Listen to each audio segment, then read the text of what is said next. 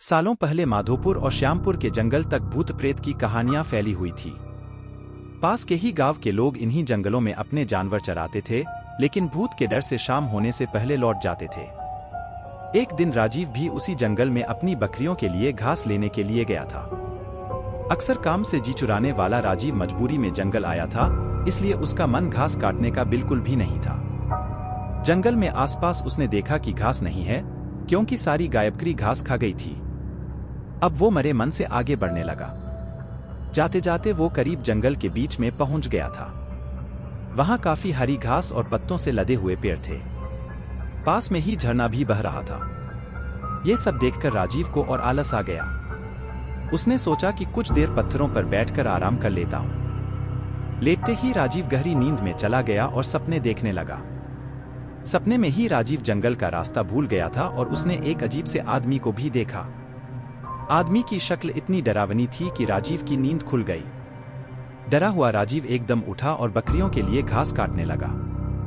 भले ही वो घास काट रहा था, लेकिन उसके जेहन से सपने वाले उस डरावने इंसान की शक्ल जा ही नहीं रही थी। राजीव घास जल्दी जल्दी काट रहा था, क्योंकि सूरज लगभग ढलने ही वाला था।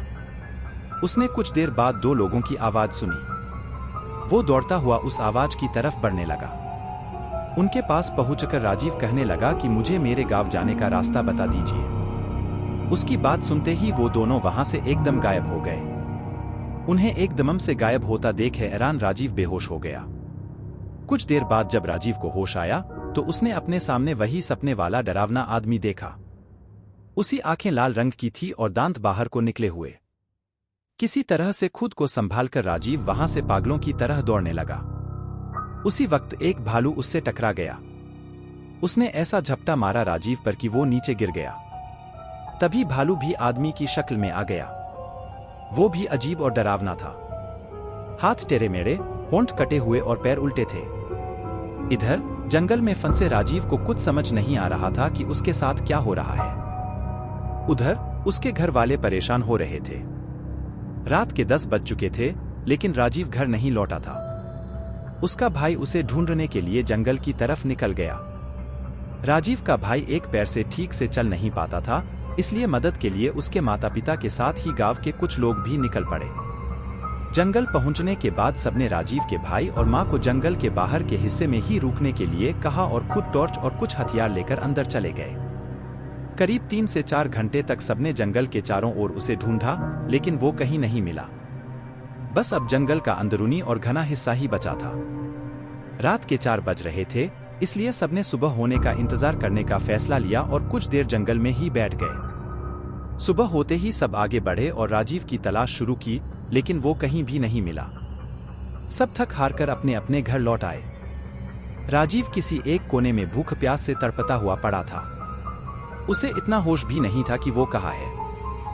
राजीव का परिवार भी 3 दिन से उसकी याद में परेशान थे।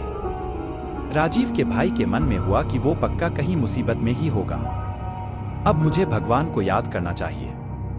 उसने तुरंत नीम के पेड़ के नीचे गड्ढा खोदना शुरू कर दिया। भाई लौटेगा कहते कहते किसी तरह से उसने गड्ढा खोद लिया। अब रोज सुबह वह उस गड्ढे में जल और दूध चढ़ाता था।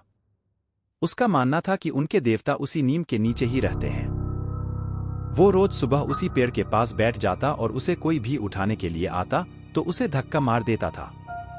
नीम के पेड़ के नीचे बैठकर राजीव का भाई बस यही कहता था कि मेरा भाई आएगा, उसे मेरे भगवान लेकर आएंगे। राजीव के न मिलने और उसके बड़े भाई की ऐसी हालत देखकर गांव वालों ने एक भगत को बुलाया। उन्होंने कुछ देर ध्यान लगाकर सबको बताया कि राजीव जिंदा है और वो कल घर आ जाएगा। उसकी मदद करने के लिए खुद भगवान जा रहे हैं। कुछ दिनों बाद राजीव किसी की साइकिल में बैठकर घर सही सलामत लौटकर आ गया। उसका शरीर इतना कमजोर था कि उसे अस्पताल में भर्ती करना पड़ा। करीब 3 बाद उसकी तबीयत ठीक हो गई। अब राजीव के भाई ने पूछा कि तुम्हें क्या हुआ था और किस तरह से तुम बचे। राजीव ने बताया कि उसे जंगल में भूतों ने घेर कर रखा हुआ था। वो ऐसे खतरनाक दिखते थे कि याद करते ही डर लगता है। आवाजें भी अजीब अजीब सी निकालकर मेरे चारों तरफ नाचते रहते थे। मुझे लगता था कि मैं कभी बच नहीं पाऊंगा उन भूतों से, लेकिन भगवान से खुद को बचाने की मिन्नतें भी करता था। तभी ऐसा लगा मानो भगवान ने उसकी पुकार सुन ली हो। उस दिन घोड़े के पैरों की आहट और उसके हिनहिनाने की आवाज आई। सभी भूत ये सुनकर शांत हो गए। घोड़े पर एक आदमी भी सवार था। उसके हाथों में तलवार थी।